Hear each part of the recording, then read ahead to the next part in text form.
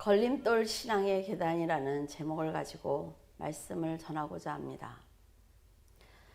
우리가 꽃밭 신앙일 때는 세상을 잊지 못해서 자주 하나님을 향해 열려있는 문을 닫고는 합니다. 이 길이 맞아? 돌아가야 되는 것 아니야? 정말 하나님이 살아계실까라는 의심이 계속 듭니다. 어린아이와 같은 꽃밭 신앙을 벗어나지 못하면 결국 하나님과 단절이 돼서 공허한 마음을 가질 수가 있어요.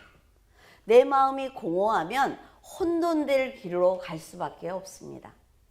믿음의 계단 두 번째는 신앙생활을 할 때 걸림돌이 되는 모든 것을 믿음으로 골라내야만 하는 계단입니다. 과연 걸림돌이 될 것이 무엇이 있을까 찾아보던 중에 저자는 알 수가 없었지만 실패한 사람들이 공통적으로 보이는 나쁜 습관에 대해서 기록한 글을 보게 되었습니다. 첫 번째는 자기 기만이에요. 그러니까 자기 자신을 속이는 사람인데 양심에 벗어나는 일을 무의식 중에 행하거나 양심의 가책을 느끼면서도 강행하는 사람입니다. 죄라는 것을 알면서 강행한다는 것은 하나님을 거역하는 죄입니다. 자신을 스스로 속이는 일이기 때문에 반드시 돌이켜야 한단 말이죠. 사람은요, 자기가 죄를 지면서 죄를 짓는 것을 모르는 사람은 없어요. 이거 죄인데, 이거 잘못하는 건데 뭐가 지배해요? 욕심이 지배하는 거예요. 그래서 그 일을 한단 말이죠. 좁은 길로 가는 성도들은 사탄이 놓은 걸림돌을 보는 즉시 치워야만 합니다. 그런데 게을러서 하지 못하면 그 끝은 멸망인 것입니다. 두 번째로 비생산적인 행동을 반복하는 사람이에요. 말씀대로 살지 않는다는 증거라 말이죠. 사람들이 그 행동을 하면 안 돼요. 그런데 또 돌아서 그 행동을 하고 있고 또 돌아서 그 행동을 하고 있고 이런 사람들이 있습니다. 그러니까 그 사람은 인생을 허비하는 것입니다. 잠언 24장 33절에서 34절에 내가 좀 더 자자, 좀 더 졸자, 손을 모으고 좀 더 누워있자 하니 내 빈궁이 강도같이 오며 내 곰핍이 군사같이 이를 것이다 라고 말씀을 하셨어요. 제가 너무 생활이 어렵고 그리고 말씀을 하루에 40장씩 읽어야 되고 너무 힘든 기간이 있었어요. 모르겠어. 그리고 누웠어요. 제가 탁 누웠는데 네가 좀 더 자자, 네가 좀 더 졸자, 더 가난해져 라는 말씀을 하시는 거예요. 벌떡 일어난 적이 있어요. 선한 방법을 알면서도 하지 않는 것이 죄입니다.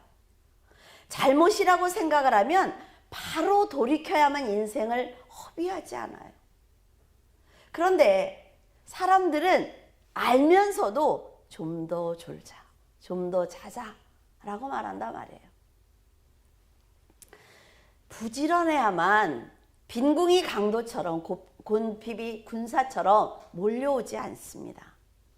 성도들이 음란하고 난잡한 행실을 멀리해야 되는 이유는 음행이 뭐예요? 난잡하고 음란한 행실, 이게 음행이잖아요, 그렇죠? 그 음행은 자기 몸에 죄를 짓는 것이기 때문에 영의 열매를 맺지 못하기 때문입니다. 이런 사람은 성령의 역사를 절대로 경험할 수가 없어요. 율법에 음행하는 자를 돌로 쳐 죽이도록 규정되어 있는 것을 보면 음행이 하나님의 역사를 얼마나 방해하는지 알 수가 있습니다. 성도는 그리스도의 빛을 반사하는 거울이에요. 그래서 어두운 세상에서 성도를 보면 너무 잘 보이는 것입니다. 예수님 옆에 따라다니는 제자들을 사람들이 뭐예요? 왜 이삭을 비벼 먹어? 왜 너희 제자들은 금식 안 해? 라고 말하는 게 뭐냐면 예수님이 빛이 나니까 옆에 있는 사람이 너무 잘 보인단 말이죠. 그래서 그들이 책망하기도 하고 존경하기도 하는 것입니다. 세상 사람들은요, 자기들은 선하게 살지 않아요. 나는 이 죄를 이겨야 돼 이런 마음이 없습니다. 그런데 성도들에게는 너는 하나님을 믿으니까 선하게 살아야 돼 라고 말한단 말이에요. 술을 권유하면서도 먹지 않기를 바랍니다. 그래, 제 교회 다니는데 결국 봐봐. 이런 조롱을 해요. 하나님을 조롱하면서도 성도들만은 선한 양심을 지켜주기를 바라고 있습니다. 이거는 하나님이 그들의 코에 생기를 불어넣었잖아요. 그렇죠? 그들이 다 가지고 있는 양심 때문에 그런단 말이에요. 성도들은 복음을 전하는 사명이 있습니다. 그래서 걸림돌이 되는 나쁜 습관을 만약 여러분들이 가지고 있다면 하나님을 위해서 버려야 하는 것입니다. 신앙생활도 부지런한 사람들이 잘해요. 게으르면 머리로는 알고 있습니다. 이렇게 하면 안 되지. 알고 있지만 몸이 움직이지 않아서 신앙이 성장하지 않는 것입니다. 부지런하면 주어진 시간을 잘 활용합니다. 그래서 끊임없이 자기 훈련을 해요. 그래서 원하는 목적에 도달하는 것입니다. 목표를 세우고 그 목적을 향해서 달려갈 때는 아주 힘들다 말이죠. 저 사람은 뭐든지 잘해. 아니요. 내가 쉬고 좀 더 자자, 좀 더 졸자 할 때 그 사람은 일한 거예요. 노력한 것입니다. 결코 멈추지 않는 부지런한 노력이 있기 때문에 원하는 열매를 얻는 것입니다. 하물며 성도들이 게으르다면 사명을 절대로 감당할 수 없습니다. 성도들이 진리를 위해서 걸림돌을 치우면서 겸손하고 지혜롭게 산다면 믿음의 계단을 성큼성큼 올라갈 수가 있습니다. 나는 몰라. 나는 말씀도 몰라. 나는 하나님도 몰라. 그러니까 나는 그냥 이러면요. 내가 죽고 나서 하나님을 만났을 때 어떻게 할 거냐 말이에요. 나는 몰라. 나는 그냥 교회만 다닐 거야. 나는 몰라. 상관없어요. 그렇게 다니셔도. 그런데 내가 죽고 난 다음에 지옥을 갈 것이냐, 천국에 갈 것이냐의 문제예요. 세 번째는 예의 없이 행동하며 자기의 생각을 고집하고 만사에 부정적이고 비판적인 태도를 가진 사람입니다. 인간관계는 아무리 친하다고 해도 지켜야 될 선이 있습니다. 예의 없는 사람들은 거의 부정적인 사고와 비판적인 태도를 가지고 있어요. 고집과 아집은 자신을 퇴보시키는 것입니다. 그래서 다른 사람의 말도 들을 줄 알아야 되고 내 생각을 버릴 줄도 알아야 돼요. 이런 사람들이 여러분 지혜로운 사람이에요. 내가 그 책을 안 읽었어요. 되게 유명한 책이 있어. 나는 그 책을 안 읽었어. 근데 그 읽은 사람이 이 내용이 이렇더라고 라고 얘기하면 들어야지요. 책을 또 저만 읽은 척하고 뭐. 이 바보라니까 바보. 많은 사람들의 얘기를 들어서 내 걸로 만드는 게 지혜로운 거예요. 그런데 예의를 갖추기 위해서는 어렸을 때부터 좋은 인격을 형성시켜주는 것이 굉장히 중요합니다. 만약 여러분의 자녀가 예의 없이 행동하는 것을 보면서 그래 아직 어리니까 내비둬. 크면 가르치면 돼. 그러면요 3살 버릇이 80 간다는 말이 생기질 않아요. 여러분 부모가 그 생각을 하는 즉시 그 아이는 때를 놓친 것입니다. 부모의 행동과 판단과 결정을 보고 자녀들은 성장하기 때문에 부모들이 조심해야 한단 말이죠.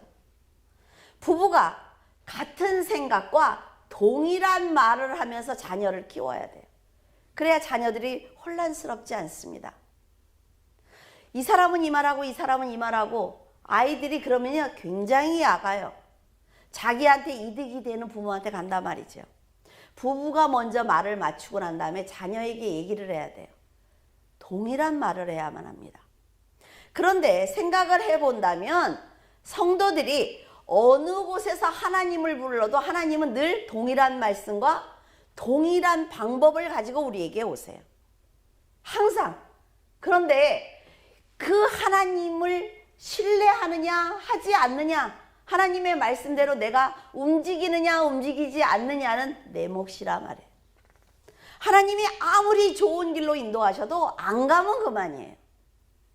네 번째는 우선순위를 정하는 능력이 부족해서 쓸데없는 논쟁과 문제를 만드는 사람들은 실패합니다. 일에 있어서 어떤 것이 우선순위인지를 먼저 정해야 합니다. 여러분들이 머릿속에서 생각을 할 때도 어떤 게 먼저인지 정리를 해야 돼요, 머릿속에서.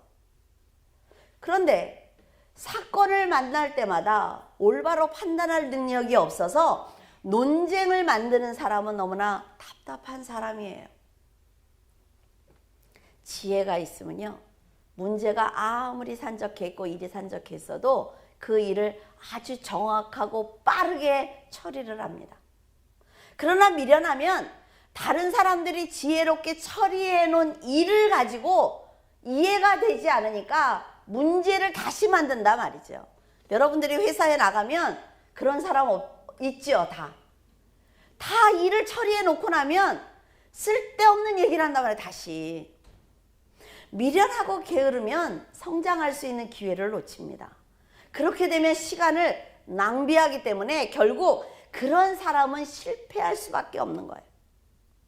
세상도 이렇게 악한 조건을 가지고 있으면 실패를 하는데, 하물며 하나님을 섬기는 성도가 이런 조건을 가지고 있다면 이것은 완전히 사탄의 밥이에요. 신앙에 있어서 걸림돌은 인간의 의를 버리지 않는 것입니다. 우리는 수업을 할 때 그런 걸 가르쳐요. 목회자는 3가지만 버리면 된다. 물질에 대한 욕심, 성적인 욕심, 명예에 대한 욕심을 버리면 목회를 성공할 수 있다라고 가르칩니다. 목회자가 넘어지는 건 이 셋 중에 하나입니다. 성도들도 마찬가지겠죠. 말씀에 순종하기보다는 자기의 생각, 자기의 판단을 믿고 마음대로 행동할 때 문제가 생기는 거예요. 그래서 하나님의 은혜를 감정과 혈기로 소모시키고 성장을 멈추기 때문에 결국 실패하는 인생을 사는 것입니다. 여러분, 돈이 많다고 성공한 것이 아니라 말이죠. 우선순위를 모를 때는요, 믿음으로 앞서가는 사람의 행동을 따라하면 돼요. 그 사람의 결정을 그냥 따라하면 돼. 그러면 그 사람하고 비슷한 수준까지 갈 수가 있어요. 자존심과 고집과 인간의 의의를 버리고 말씀의 귀를 기울인다면 걸림돌을 버리는데 아주 큰 도움이 됩니다. 그래서 내 마음을 여는 것이 아주 중요하단 말이에요. 성도는 그 빛이신 하나님 앞에 서야만 자기의 죄와 연약함을 볼 수가 있습니다. 하나님의 눈을 통해서 인생이 얼마나 헛된 것인지 깨달아야만 겸손한 마음을 가질 수가 있어요. 그래서 걸림돌을 피해갈 수 있는 말씀의 지혜를 여러분 꼭 가지고 있어야만 합니다. 미련한 자를 곡물과 함께 절구에 넣고 공의로 찧어도 곡식은 벗겨져도 미련한 사람의 그 미련은 벗겨지지 않는다라고 기록되어 있잖아요. 그래서 여러분을 자꾸 그리스도의 빛으로 나를 살펴봐야 돼요. 내 안에 뭐가 끼었나? 걸림돌이 뭐가 있지? 왜 내 마음을 불편하게 하는 이게 뭐지? 라는 걸 자꾸 살펴봐야 돼요. 창세기 19장 25절에서 26절, 그 성들과 온 들과 성에 거하는 모든 백성과 땅에 난 것을 다 엎어 멸하였더라. 롯의 아내는 뒤를 돌아본 거로 소금 기둥이 되었더라.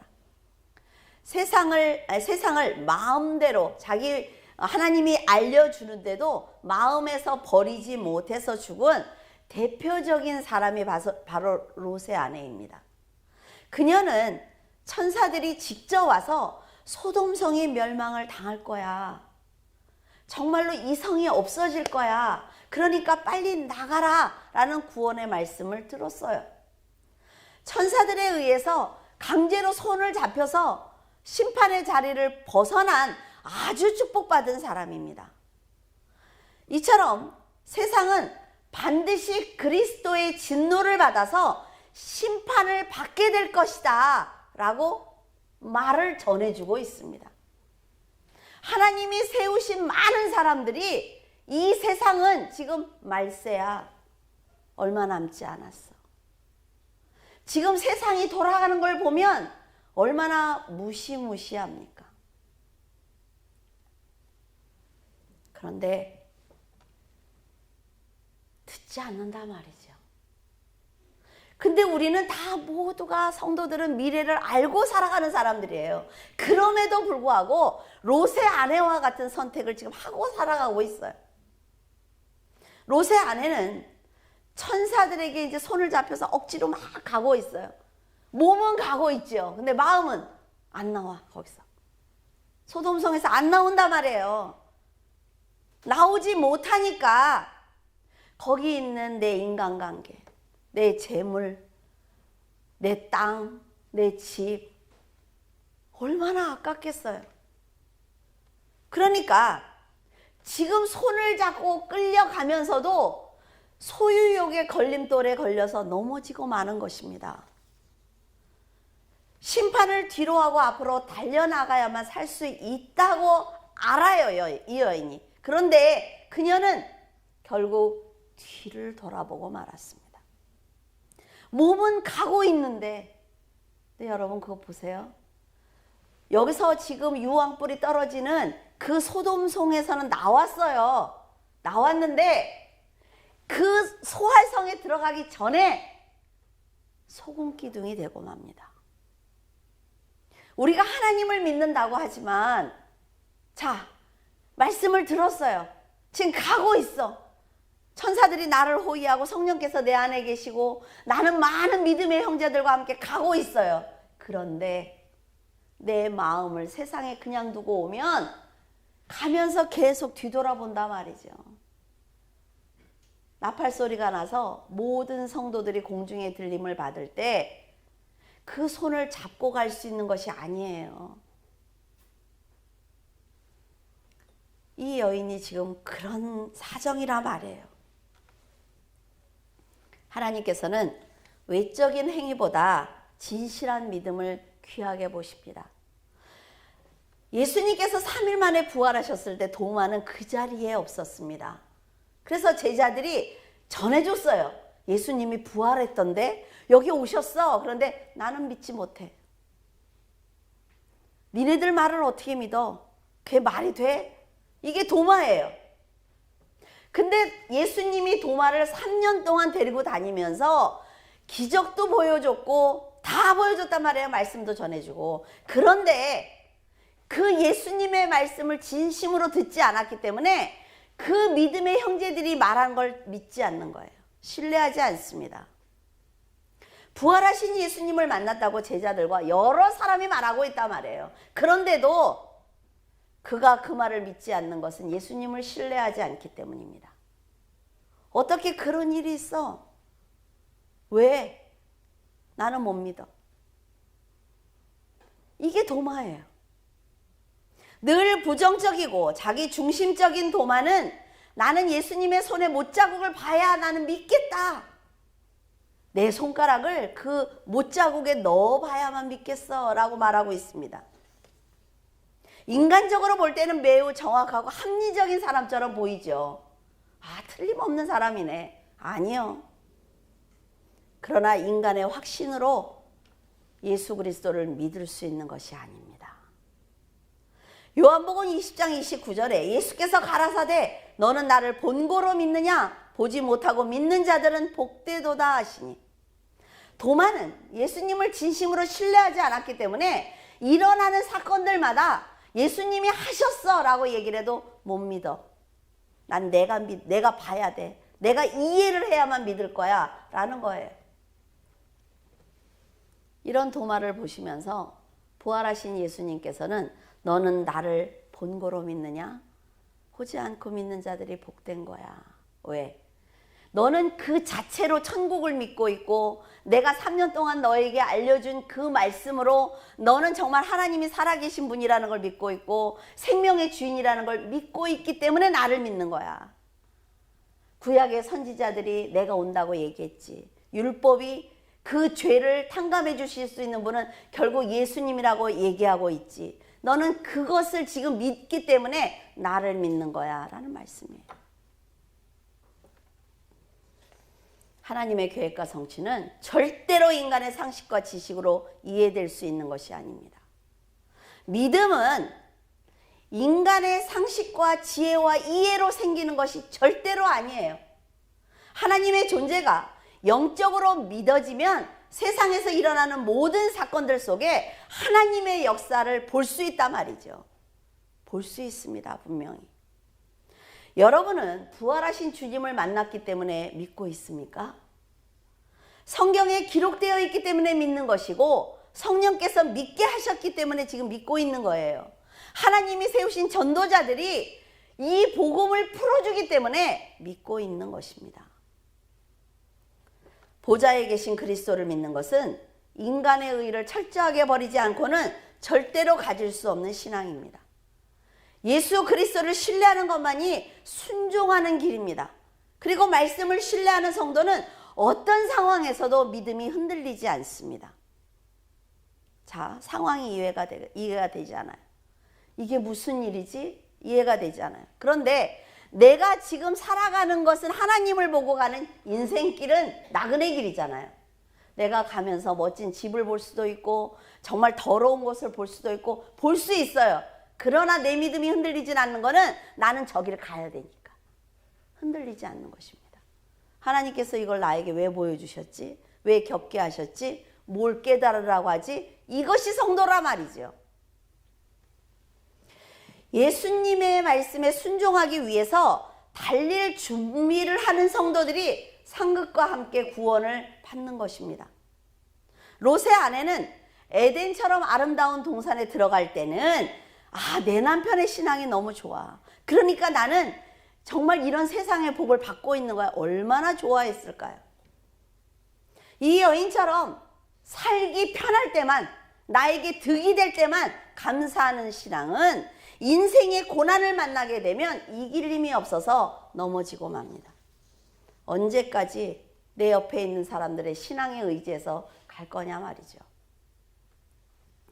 소돔성이 심판을 받을 것이라는 천사의 말을 들은 롯의 아내는 솔직하게 말하면 어떻게 이 바벨론과 같은 이 아름다운 성이 사라질 수가 있어? 라는 의심을 했을 거예요. 지금도 너무나 많은 세상 사람들이 그 말을 하잖아요. 이 세상이 심판을 받는다고? 이 지구가? 어림도 없는 소리다.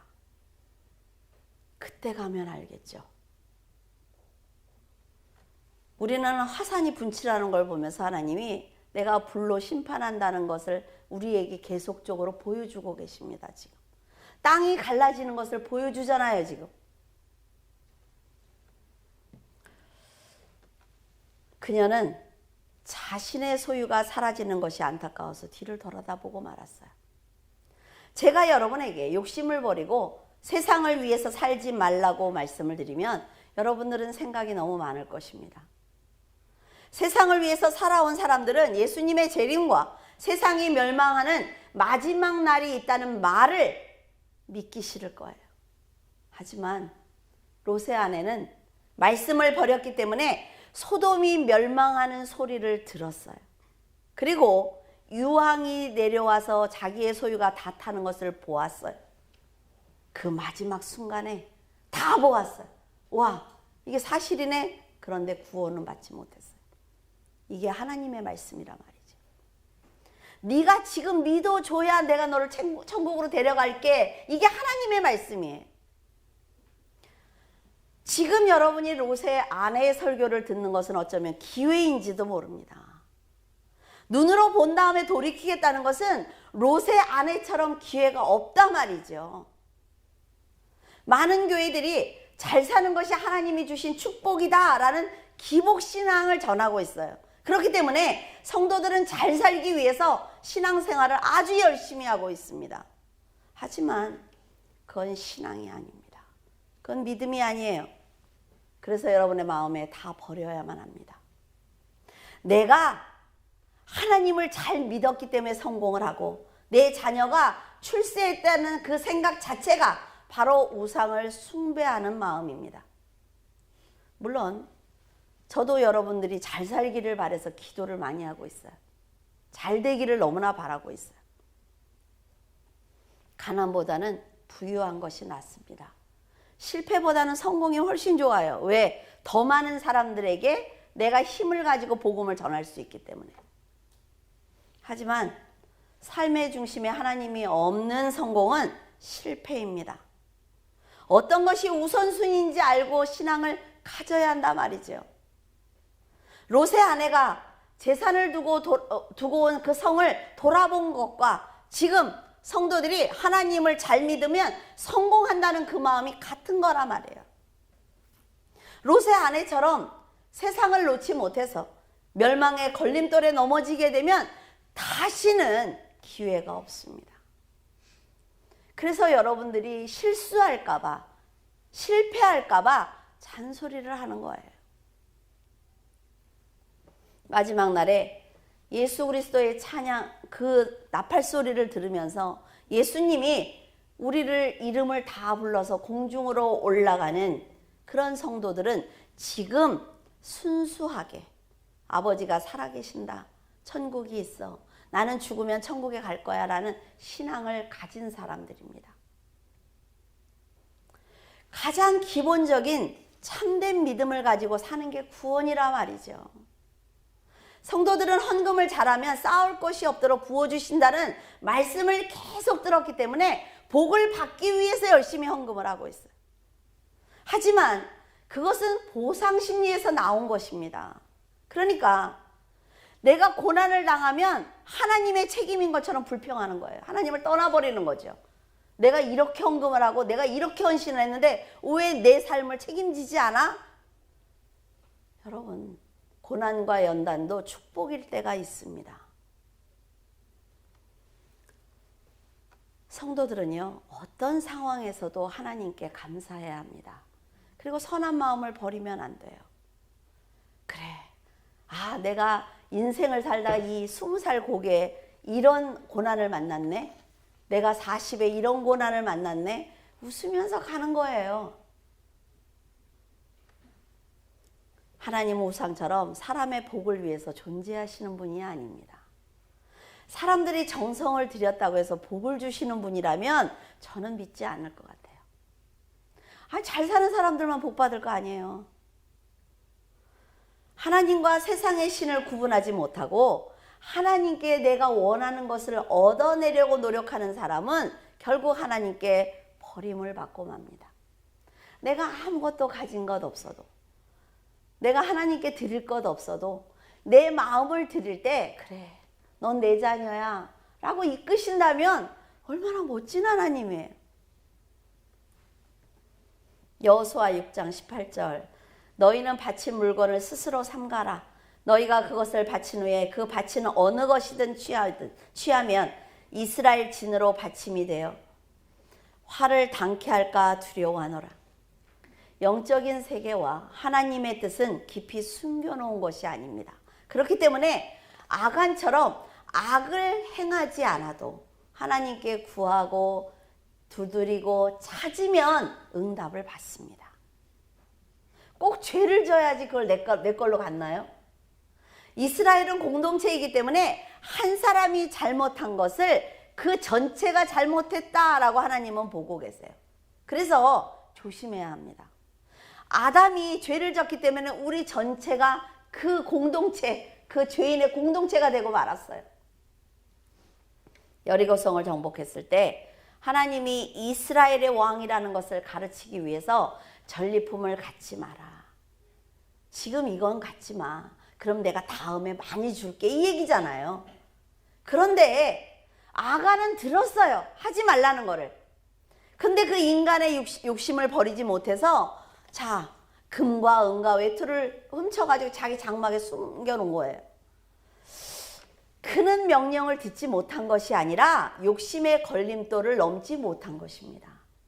아간이 생각을 하기를 그래, 하나님이 이기신 전쟁 맞아. 그런데 내가 참전하지 않았다면? 내가 여리고성을 7바퀴 돌지 않았으면 하나님이 내가 없으면 뭐를 하겠어? 그러니까 내가 가져도 돼 이거예요. 이런 인간적인 생각이 자신을 죽이는 것입니다. 교만은요, 패망의 선봉입니다. 그래서 하나님을 두려워하지 않게 돼요. 여러분들이 점점 교만해지면 하나님이 두렵지 않습니다. 뭐 그 정도야. 하나님이 보이지 않으니까 여호수아만 속이면 된다는 사탄의 그 유혹을 뿌리치지 못해서 아간은 그만 넘어지고 말았습니다. 여호수아만 속이면 가질 수 있는데 포기할 이유가 없어요. 그렇죠?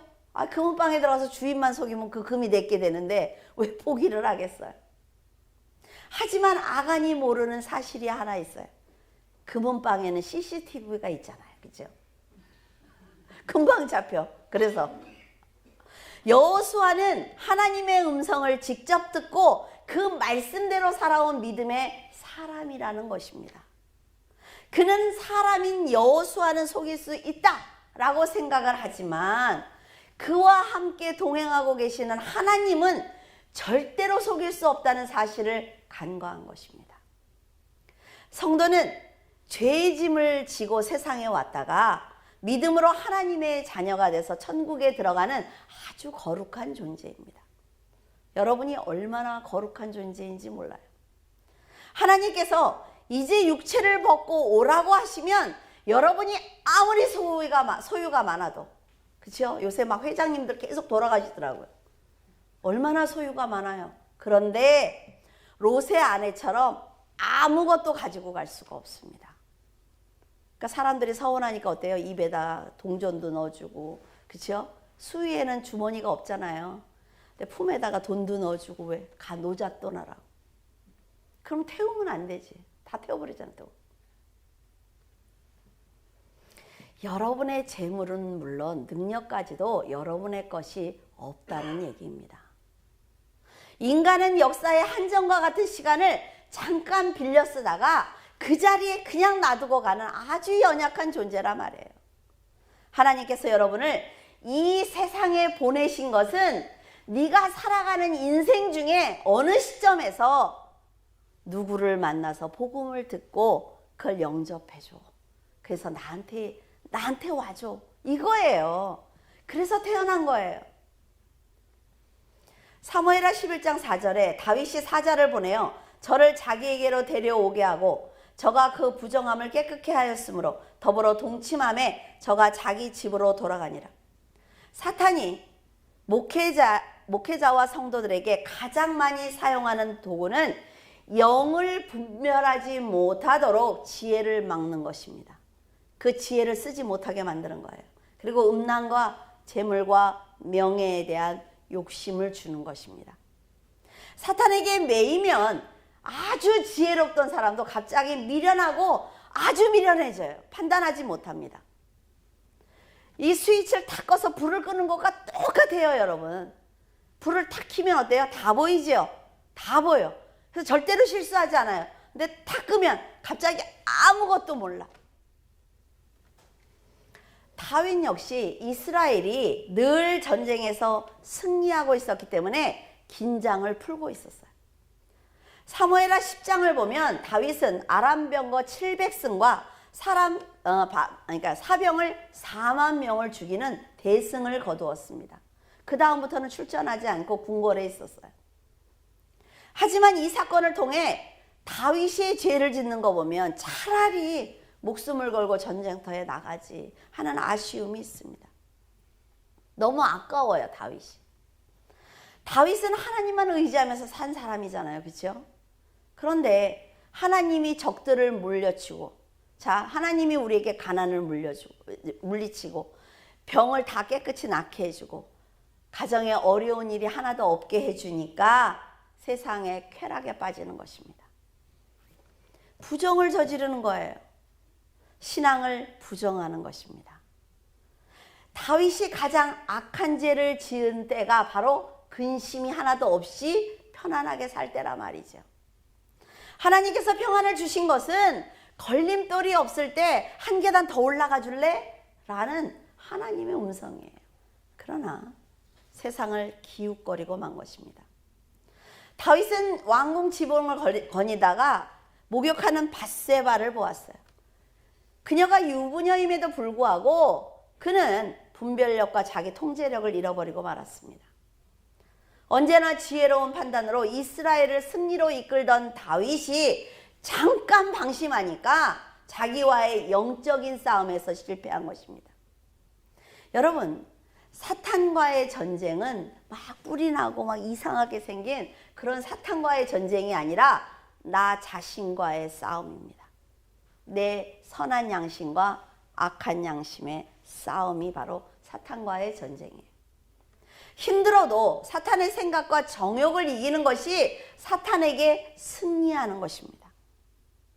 그러나 다윗은 밧세바를 취하고 난 다음에 나라와 자신을 위해서 충직하게 일하는 우리야 그 여인의 남편까지 다 죽여버렸어요. 하나님의 마음에 합한 자다라는 극찬을 들은 다윗입니다. 그런 사람이 사탄이 놓은 그 성적인 걸림돌을 넘어가지 못해서 넘어지고 말았단 말이에요. 이 사건이 다윗의 생애를 통해서 가장 악한 죄로 기록되어 있는 것을 보면 멈추어야 할 때 멈추지 못하는 것이 죄입니다. 잘 기억하세요. 여러분들이 이 정도에서 멈춰야 돼요. 알아요. 더 가면 안 돼. 큰일 나. 알아요. 거기서 멈추지 않는 것이 죄라 말이에요. 밧세바가 낳은 아들은 낳자마자 죽고 말았습니다. 왜? 하나님의 무서운 징계가 내렸어요. 여러 명의 아내에게서 출생한 자녀들이 서로 겁탈하고 죽이는 사건이 끊임없이 일어났습니다. 셋째 아들인 압살롬은 반란을 일으켜서 아버지를 쫓아내고 아버지의 후궁들을 다 겁탈했어요. 다윗의 죄가 후손의 죄로 이어진 것입니다. 이런 사건이 아람과의 전쟁에서 크게 승리한 다음에 일어났다는 것을 여러분 절대로 잊으면 안 됩니다. 여러분, 다윗을 보면요, 패배와 연단만이 실패가 아니라 기쁨과 큰 성공도 위기가 될 수 있다는 것을 꼭 알아야 돼요.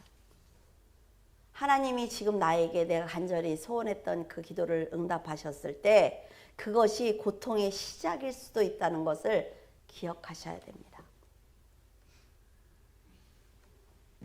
지금 여러분의 마음속에도 여러 가지의 걸림돌이 있을 것입니다. 꽃밭 신앙에서 보이지 않던 걸림돌이 지금 말씀을 들으면서 보인다면 말씀이 드디어 여러분의 인간적인 본성과 부딪히고 있다는 증거이기 때문에 아주 크게 성장하고 있는 것입니다. 그러므로 성도들은 걸림돌이 보일 때마다 그 돌을 반드시 치워야만 합니다. 걸림돌을 치우고 가다 보면 다른 사람이 훨씬 빨리 앞에 가는 것처럼 보일 수도 있어요. 그래서 이 신앙생활을 하니까 확실히 내가 늦네 라고 할 수 있습니다. 그러나 끝에 가서 보자고요. 내가 정말 그 사람보다 늦게 가는지, 내가 정말 그 아이들보다 성경을 읽지 않고 나는 성경을 읽는데 난 성경 읽느라고 시간을 보내서 공부를 못 하잖아요. 저 아이가 먼저 가는지 한번 보자고요. 여러분, 신앙생활 중에 가장 넘어질 수 있는 그런 계단이 바로 걸림돌 계단입니다. 화려한 꽃밭으로 돌아가지 않으려면 인내가 필요하죠. 그리고 믿음으로 살겠다는 결단이 필요하기 때문에 굉장히 힘든 계단입니다. 걸림돌을 치우지 못해서 사탄과 타협을 하면 여러분, 사탄의 유혹을 계속 받을 수 있는 그런 계단도 걸림돌 계단이에요.